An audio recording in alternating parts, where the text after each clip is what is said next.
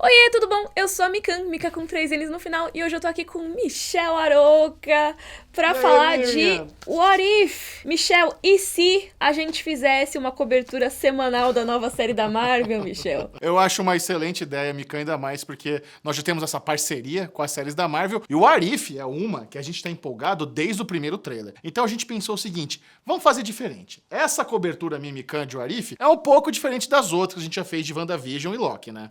Pois é, dessa vez a gente vai alternar os vídeos nos canais. Então, Sim. toda sexta-feira, às 6 da tarde, vai ter vídeo Mimikan de What If, tá? Pelas próximas semanas aí, vai ter vídeo de todos os episódios da série. E aí, esse aqui tá saindo no meu canal, mas o do segundo episódio vai sair semana que vem no canal do Michel. Sempre sexta às 6 da tarde. A gente vai divulgar nas Isso nossas mesmo. redes pra vocês não esquecerem, mas você, se você ainda não se inscreveu nos canais, já se inscreve nos dois e ativa o sininho, porque aí você também não perde esses vídeos, né, Michel? Exatamente, é a melhor forma de não perder cobertura Mimikan, a melhor cobertura Marvel da galáxia do multiverso. Vixe, olha aí, o Michel que tá dizendo, hein? E outra coisa é que as estreias são com chat ao vivo, né? Então, se você Sim. estiver assistindo aí, pra gente começar, comenta aí um e se? Interrogação, E se? interrogação, interrogação.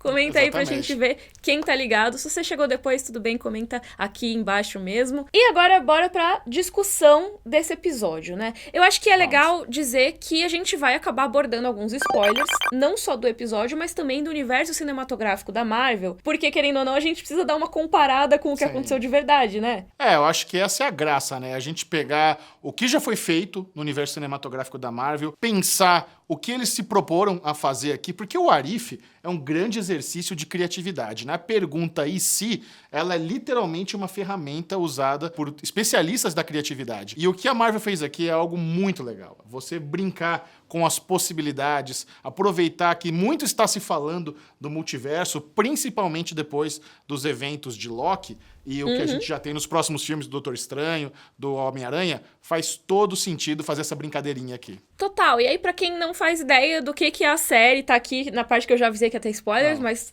tem pessoas que fazem isso, né? Essa é uma série que vai ser uma antologia. O que é antologia? É aquela série que cada episódio, ou cada temporada, mas nesse caso é cada episódio, conta uma história diferente, que não necessariamente vai continuar no próximo episódio. Por exemplo, Black Mirror, que é a série de antologia talvez uma das mais populares desses últimos Bom tempos. exemplo. É uma série que aquele episódio se fecha nele mesmo. No máximo você tem um especial ali com 2, um mais longo, mas em geral Sim. a temporada vai ter várias historinhas diferentes. E no caso de What If, é isso mesmo. Você vai ter cada episódio explorando uma possibilidade do universo cinematográfico da Marvel. Na verdade, agora do multiverso cinematográfico da Marvel, né? Como você falou. Exato. Eles vão explorar todas essas realidades alternativas. E a gente já começa esse primeiro episódio com uma realidade que seria: e se a Peggy Carter, na verdade, fosse o primeiro Vingador, a primeira Vingadora, em vez do Steve Rogers? Que história linda, que história caprichada.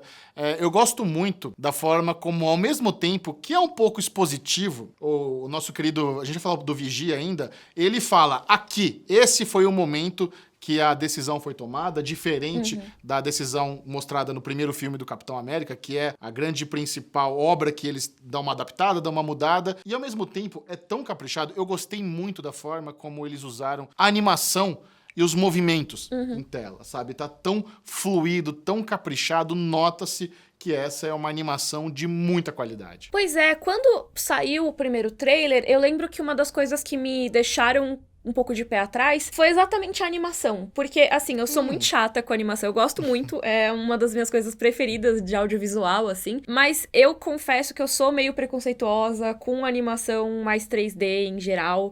Então, quando eu vi, eu pensei, esse estilo que é meio, tipo, uma vibe realista, mas ao mesmo tempo com um traço meio de quadrinhos. Eu fiquei meio, putz, não sei se eu gosto. Mas ver no episódio já mudou muito pra mim. Eu acho que eu entrei naquela vibe. E aí, sei lá, Sim. com 30 segundos de episódio eu já não tava ligando. Já tava perfeito pra mim. E uma coisa que você falou, Michel, é isso. A animação, ela ajuda muito nesse rolê. Porque com a animação você pode imaginar coisas de uma forma muito mais fácil. Não que seja fácil de fazer a animação, mas de representar as coisas, eu digo. Claro. Então, você vai mostrar a pessoa pulando de um avião pro outro, não sei o que lá. Dá pra você fazer isso com atores e com muita tela verde, muitos efeitos especiais? Dá. mas com a animação esse é um cenário muito mais plausível, né? É uma liberdade criativa que eles ganham por esse formato em animação e fazer histórias contidas, cada episódio uma historinha fechada, é algo muito legal. Tem um outro exemplo que a gente pode dar de antologia em animação que é muito bom, que é o Love, Death and Robots, da Netflix, que é exatamente isso, né? Cada episódio é uma historinha fechada lá de sci-fi, e aqui a Marvel vai utilizar essa exploração do multiverso para fazer essa grande pergunta: e se tivesse acontecido outra coisa? E se tal pessoa tivesse tomado outra decisão? Muito bom. E uma inspiração que eu acho que tem bastante de outra série de antologia é no Além da Imaginação, né? Que é o Twilight Zone, que Sim. o Michel já mencionou o Vigia, né? Que é esse personagem, dublado inclusive pelo Jeffrey Wright, nosso Bernard maravilhoso. E no Além da Imaginação, sempre tinha o cara lá no começo que ia falar, não, porque nessa história a gente vai ver não sei o que lá, e aí não sei o que, e entrou na Twilight Zone. Então sempre tem essa introdução aí, né? E eu acho que o Vigia fez muito esse papel. Ele é esse personagem que tá observando o multiverso, que tá observando todas as ramificações e tal. E ele explica pra gente... Eu achei que você falou de ser didático, e realmente, mas eu achei bem legal porque ele explica sem necessariamente a pessoa ter precisado ver Loki, o que é um evento Nexus. Porque a gente viu em Loki toda a explicação do que é um evento Nexus, o que causa ramificação na linha do tempo. Nesse caso ele não falou isso, né? Ele não falou, esse é o evento Nexus, mas falou, essa decisão aqui, essa mudança aqui, foi o que mudou tudo, né? Não, e além disso, né, é muito legal, porque eles equilibram realmente o didatismo com a praticidade. Então tem muita coisa que não precisou falar de novo. A gente já sabe que o Caveira Vermelha tomou um soro ali preliminar do super soldado que não deu certo, ele ficou deformado. A gente não precisa ver isso de novo, né? Tem algumas questões aqui que eles foram trabalhando que pra exatamente caber no episódio de 33 minutos. Então é a trama de um filme de 1h30, 2, encurtadinha em 33 minutos, né? Aliás, eu acho que é legal a gente fazer isso, né? Todo episódio a gente vai dizer qual obra, né, do universo cinematográfico da Marvel, ou quais obras são reimaginadas por aquele episódio específico. Nesse caso, eu acho que a principal pra gente recomendar aqui, até se vocês quiserem ver pra comparação, é o filme do Capitão América, né? O primeiro. Sim, então, o Capitão América, o primeiro Vingador, é assim, é quase como se esse episódio fosse um remake, uma reimaginação daquele filme. Então você vai ver algumas coisas que são cena por cena, a variação do que era aquele, né? E isso é uma coisa muito legal, novamente, a qualidade técnica dessa animação. Porque por mais que não existam câmeras reais, né, pra você fazer uma animação, existe posicionamento de câmera, existe fotografia. E eles trouxeram muitos dos mesmos posicionamentos do primeiro Capitão América pra fazer o espelho aqui com esse primeiro episódio da Agente Carter. Tem muita coisa que são os mesmos ângulos, o mesmo posicionamento, a mesma fotografia, a mesma penumbra, tudo, porque muito do episódio é isso, é o Capitão América com a Agente Carter. Em determinado momento isso muda, a gente começa a ver coisa, acho que é equilibrado, coisa completamente nova e meio que uma regravação da origem do Capitão América, mais com a Peggy Carter. Você tem algumas cenas que lembram bem diretamente, acho que um exemplo que dá pra citar muito fácil é o Bucky pendurado no trem, que é uma coisa que você vê que no filme do Capitão América ele tá de pendurado também, mas ele cai, né, e acaba se perdendo, mas no caso da Capitã Carter, o Bucky é puxado ali por ela. E ele até faz uma referência à cena do filme, que ele fala, né? Nossa, você quase arrancou o meu braço. A gente sabe que o Bucky teria caído, perdido o braço, se tornado o Soldado Invernal e tudo mais. E nesse caso isso foi evitado, mas a referência à cena do filme ainda tá lá. Ou então algumas mudanças mais sutis, né? Por exemplo, a gente tem ali o momento que foi decidido, né? Que seria uma linha do tempo diferente ali, uma ramificação sendo criada. Seria que a Peggy decidiu ver o soro ser inserido no Steve lá embaixo, né? Então eles ficaram lá embaixo assistindo e não na cabininha. E aí no filme o que aconteceu foi que eles colocaram o soro no Steve, né? Ele virou o Capitão América ali, né? E depois houve o atentado. O Heinz Kruger foi lá, matou o doutor, aí roubou um dos frascos do super soro e teve toda aquela cena de perseguição. Nesse caso, não. Nesse caso, tem a explosão antes, né, do Steve virar um super soldado. Então, por isso até que a Peggy acaba correndo lá, porque o Steve tomou um tiro Coitado. Tadinho, eu fiquei com medo. Achei, nossa, vai morrer agora mesmo. Você viu que interessante? Eles acreditam o Steve Rogers no final como Steve Rogers magrelo. Tá lá, Skinny Steve Rogers. Não sei se você notou isso no final do episódio. Maravilhoso. Achei muito engraçado. Sim, é a variante magrela do Steve, variante. Que continua. Uhum. Que, inclusive, ele não é dublado pelo Chris Evans, né? E, aliás, eu acho que essa é uma das vantagens deles fazerem animação. Uma das vantagens e uma das táticas da Disney também, nesse caso, né? Não tô falando que é vantagem necessariamente pra gente, público, mas vantagem pra quem produz a animação, que é, eles não precisam dos atores. Tem vários casos, né, de atores que eles não vão usar os originais, eu acho que esse Skinny Steve é um desses casos. E mesmo a questão deles não precisarem dos atores e tudo mais, ajuda na produção em si, porque imagina você juntar toda essa galera de novo, que não necessariamente você tem um contrato agora pra eles produzirem essa cena, juntar uma galera numa cena que poderia ser um custo de Vingadores Ultimato pra fazer uma sériezinha de animação, sabe? Eu acho que eles estão economizando muito nessa parte. É verdade, mas o Chris Evans foi um dos poucos atores carne e osso que não vieram dublar, né? Todo mundo ali são os próprios atores que já interpretaram no MCU, né? A Peg, o próprio Samuel Jackson fez aquela pontinha no final lá do Nick Fury, o Jeremy Renner também fez aquela pontinha, então tem vários atores que vieram, mas o legal é que quando não é o ator original, a voz é muito parecida. Que não é o Chris Evans, mas lembra o Chris Evans. O próprio Caveira Vermelha não é o Hugo, mas eu tava ouvindo o Agente Smith ali no fundo. Era o mesmo tom de voz, parecia muito. Bem parecido. Então eles tomam esse cuidado. Eles pegam a mesma vibe, né? Exatamente. Mas é que nos outros episódios vai ter algumas mudanças de atores. Sim. Já tinha notícia de, e tal ator não vai entrar. Se eu não me engano, o Dave Bautista não vai fazer o Drax. O Dave Bautista até deu um shade, né? Ele falou no Twitter, nem me chamaram pra dublar. Não é que eu não quis, nem me chamaram. Então, sei lá como é que funcionou esse casting aí. Chamaram os favoritos só. E é uma coisa que acho que foi feita há um certo tempo já também. Porque, por exemplo, essa série vai ser a última participação do Chadwick Boseman no universo cinematográfico da Marvel. Verdade. Porque parece que ele já tinha dublado o T'Challa faz tempo, antes da morte dele. Então, sabe-se lá como foi essa questão, quem eles chamaram ou não, deve ter a ver com a duração de contrato, com quantas obras são estipuladas e tudo mais. De qualquer forma, a animação permite que você use os personagens sem precisar necessariamente dos atores. O que é um negócio que é muito bom, como eu falei, é muito bom pra quem tá produzindo. Pra indústria como um todo, eu não sei se necessariamente é muito bom, sabe? Mas a gente pode discutir isso aqui nos comentários também. E a gente acabou não falando ainda da Peggy como Capitã Carter, né?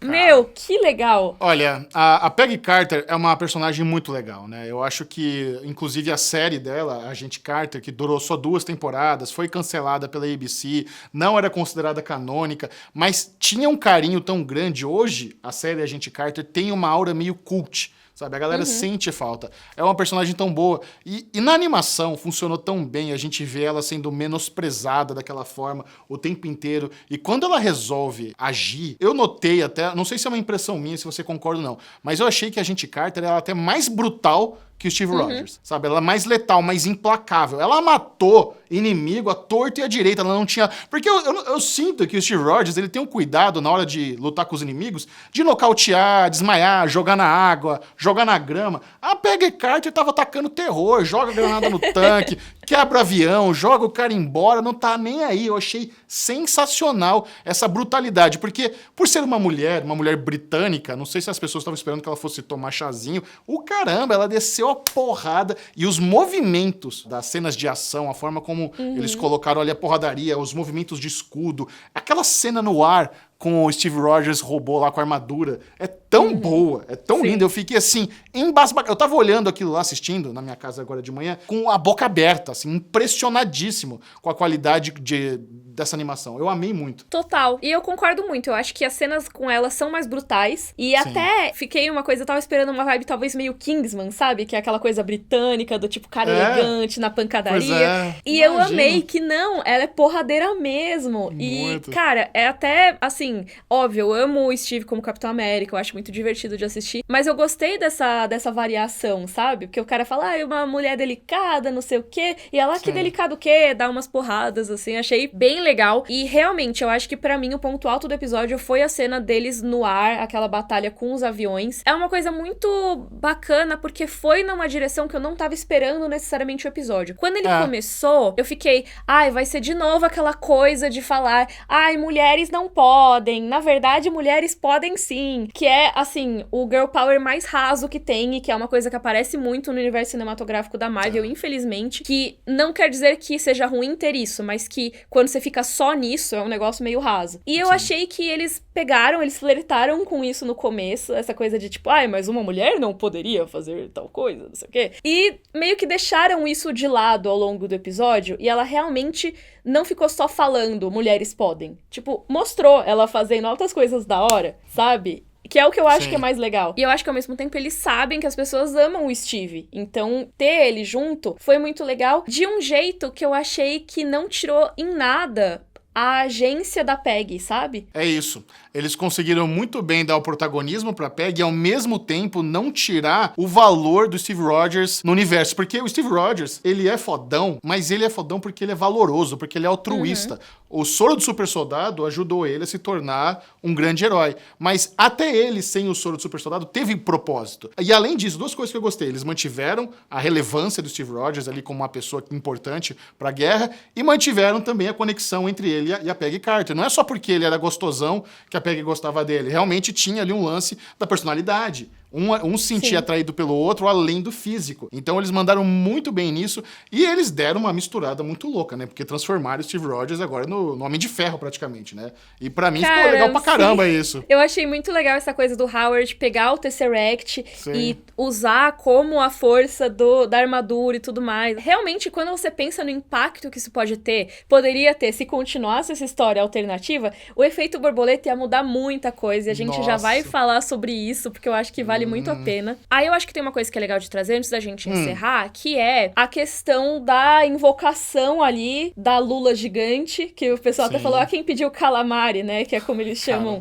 porção de Lula Dorê. O Buck, ele tava cheio de piadinha de tiozão nesse episódio, super me identifiquei, toda hora fazia uma, e essa do calamari no final, até eu falei, tirou um risinho, sabe? Sim. Calamari, sabe? Funciona, eu super caio. É o Buck antes de ficar emo, né? Tipo... Exato. E uma coisa que eu vi as pessoas comentando no Twitter é que essa criatura que o Caveira Vermelha tentou invocar poderia ser o Shuma-Gorath. E eu acho que faz muito sentido, que é um ser do universo da Marvel, que ele é meio Lovecraftiano, assim, ele é praticamente o Cthulhu do universo Marvel, assim. Então, assim, pode ser que não seja, mas lembrou essa coisa dos tentáculos, de ser uma criatura, assim, imensa, que ia só aumentando. E umas dúvidas que eu acho que podem surgir nesse episódio, né? A gente tava até conversando antes, que é... Putz, como que ele tem o Tesseract pra invocar esse ser? A gente ficou com essa coisa. E na hora que ele tava usando, eu fiquei, estranho mesmo. Só que logo depois mostra a armadura do Steve, né? Do esmagador de Hydra. E apesar do episódio mostrar o Howard usando o Tesseract pra criar essa armadura, não necessariamente tinha mostrado que ela tava dentro da armadura, né? O Tesseract tava dentro da armadura. Mas eu acho que é isso. Eu acho que o Tesseract tava lá e quando capturaram o Steve, pegaram. Sim.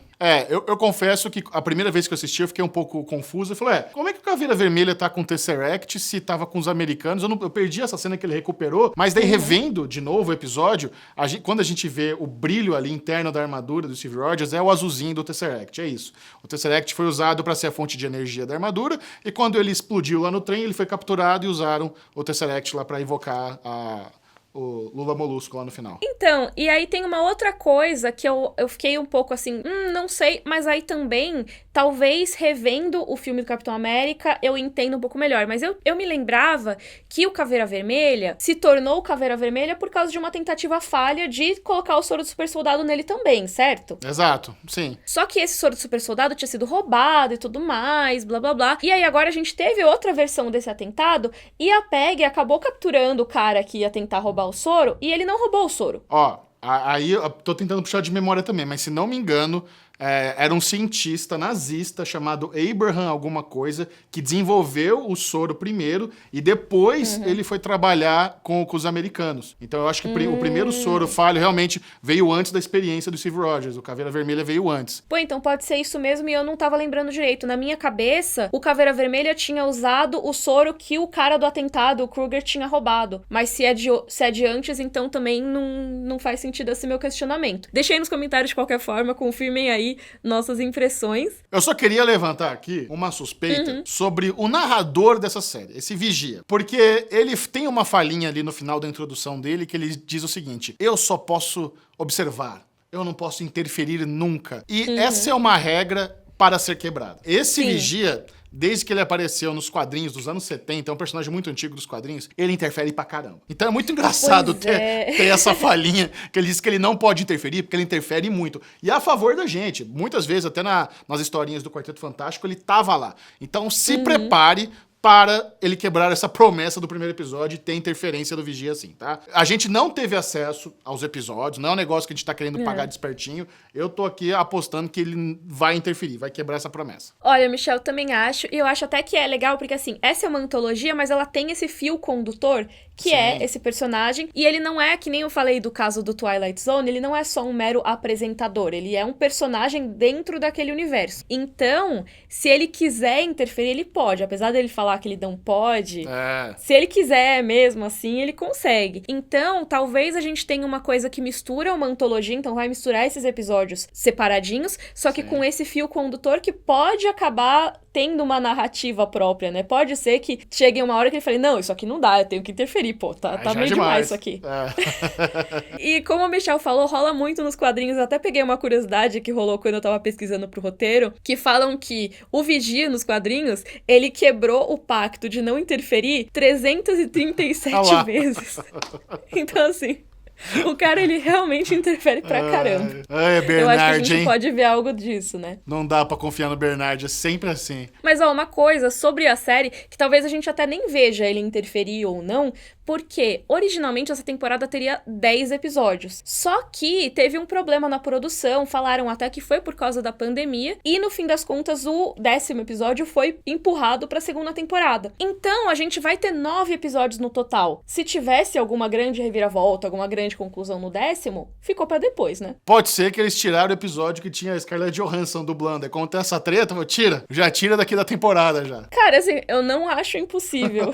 Real, assim, eu não acho possível. Mas isso é tudo especulação nossa, né? Esse negócio dos 9 episódios tá confirmado mesmo. Os motivos é que são meio nebulosos. Mas, ó, antes da gente encerrar, vamos fazer o e se do e se. Boa. Então, assim, vamos extrapolar. Porque esse episódio, né, ele se conclui com a Capitã Carter sendo encontrada pelo Nick Fury, né, e pelo Gavião Arqueiro. E presume-se que a partir dali vai ter a história dos Vingadores, né? Só que é aquela coisa, efeito borboleta, gente. Uma mudancinha no passado pode causar repercussões imensas no futuro. E como a gente tá falando de uma história que se passa ali nos anos 40, né, ou seja, muito tempo atrás, deu tempo de ter muitas mudanças que poderiam afetar o universo cinematográfico da Marvel se ele realmente acontecesse a partir dessa história. Então vamos discutir algumas delas, vamos extrapolar. Vamos. Eu acho que a primeira coisa é que o Steve Rogers, como ele não virou o Capitão América, como ele não tomou o super soro e não foi congelado, é de se imaginar que quando a Peggy é encontrada, é que o Steve ou já teria morrido, ou estaria super velhinho. Porque quando o Steve volta, né, a gente vê depois que a Peggy tá super velhinha, já tá com Alzheimer e tudo mais, e ela acaba morrendo de causas naturais no Guerra Civil. Só que assim, em média, as mulheres costumam viver mais do que os homens, né, a idade média das mulheres costuma ser um pouco maior, e a gente tem que levar em conta que a Peggy, originalmente, é uma pessoa super saudável, né, ela já era bem atlética e tal, e o Steve, coitado, ele tinha vários problemas de saúde antes de virar super soldado.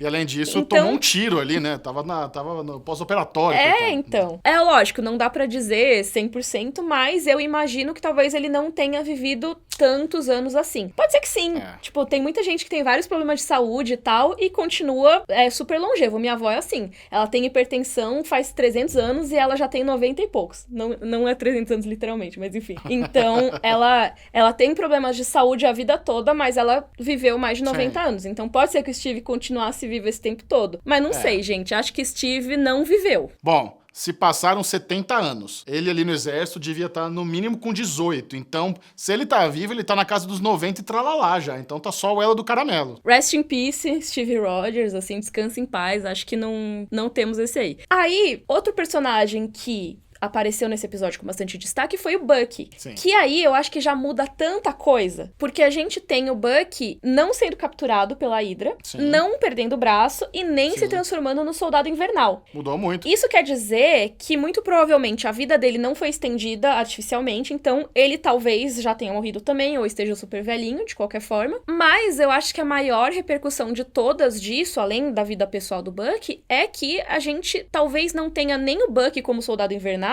nem nenhum outro Soldado Invernal. Porque o Zola, que era o cientista lá da Hydra e tudo mais, que criou o Soldado Invernal, ele ficou preso nesse episódio. Verdade. A gente não viu ele ganhando liberdade, então talvez ele nem tivesse tempo de fazer esse projeto. Óbvio, talvez ele tivesse fugido depois da conclusão do episódio, a gente não sabe, mas levando em conta que ele tenha ficado preso, talvez o programa do Soldado Invernal nem exista. É muito louco. É uma pena, né? Porque daí a gente também não tem a série Falcão e Soldado Invernal por causa disso. Mais um problema aí na cronologia. Sim, e aí, cara, muitas coisas são evitadas com a não existência do Soldado Invernal. Por exemplo, eu acho que o caso mais óbvio disso, Tony Stark não perde os pais. Nossa, verdade. Porque foi o Bucky que matou os pais do Tony Stark. Ou seja, é muito interessante até, porque nesse episódio a gente vê muitas interações do Bucky com o Howard Stark. E eu acho até que eles colocaram isso meio que pra dizer, olha só, num outro universo ele mata o Howard, mas aqui eles são amigos. Eu acho que o Tony teria crescido de uma forma completamente diferente tendo os pais, acho que ele seria bem menos amargurado em geral, né? Muito da personalidade dele vem disso, né? Vem desse trauma. O ego dele, como ele precisou crescer, então... E tendo um pai gênio ali na bota o tempo inteiro, talvez ele não tivesse desenvolvido a sua própria genialidade. Então, nossa, muda pra caramba. E ao mesmo tempo, olha só que doido, né? Porque o Howard teve acesso ao Tesseract. Sim. Tipo, quando teve toda essa treta e tudo mais, eles recuperaram a PEG depois, mas assim, dá pra imaginar que o Tesseract acabou ficando com os Estados Unidos, né, com os aliados da Segunda Guerra Mundial. Então, talvez o Howard tenha usado esse poder do Tesseract pra fazer 1000 coisas lá, Nossa. sabe? Não sei, imagina se as indústrias Stark já eram tão avançadas na época do Tony, com o Howard tendo morrido sem ter o Tesseract, imagina com tudo isso. Caramba. Não, e até a tecnologia da armadura do Homem de Ferro também evoluiu muito mais rápido, né? Deve ter sido muito mais potente. Outra consequência de não ter o Soldado Invernal, é lógico que essas coisas poderiam ter sido realizadas de outras formas, tá? Podiam contratar um sniper X, mas assim, pensando em Soldado Invernal especificamente, ele não teria matado também o rei T'Chaka, o pai do T'Challa. Então, Sim. todo o enredo de Pantera Negra também, e de Guerra Civil, sabe? Tudo isso seria completamente diferente. É bem legal, né? Muito legal fazer esse exercício de e se além do e se. Tô adorando. Última coisa, e se além do e se. Caveira Vermelha morreu esmagado pela Lula Gigante. Foi. Então, como ele não foi coisado lá pelo Tesseract, ele não virou também o Guardião da Joia da Alma em Vormir. Não foi pro Vormir. Mas eu acho que talvez algum outro guardião esteja lá e meio que o negócio do Thanos com a Gamora ia ser a mesma coisa lá, Sim. não sei. Ali eu acho que no caso precisa de um guardião, só iam botar outra pessoa, né? Então acho que essa parte não muda muito. De qualquer forma, foi muito legal especular o e se do e se aqui.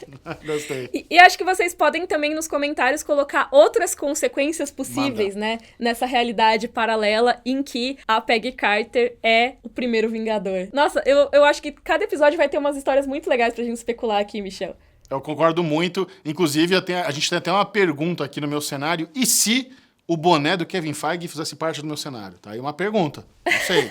O que isso mudaria na nossa realidade? Michel, você colocar o boné pode ser o evento Nexus. Olha aí. Pode ser. Será? Vamos refletir sobre as possibilidades aqui. Eu vou evitar esse evento Nexus porque eu não quero desmanchar meu topetinho, tá? Eu gastei muito gel agora cedo, então eu vou evitar esse evento Nexus. E até porque vai que isso resulta em alguém invocando um monstro gigante mais pra frente. Você nunca sabe o que o evento Nexus vai causar.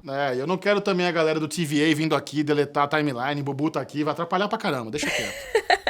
Então na próxima sexta-feira a gente volta às 6 da tarde com a discussão do próximo, segundo episódio de What If. E se a gente voltar semana que vem? Nunca se sabe, é tudo suposição aqui. Brincadeira, a gente volta às 6 da tarde mesmo, marca aí na agenda. E se você gostou, por favor, curte o vídeo, assina o canal. Um beijo e até a próxima. Tchau, tchau. Tchau.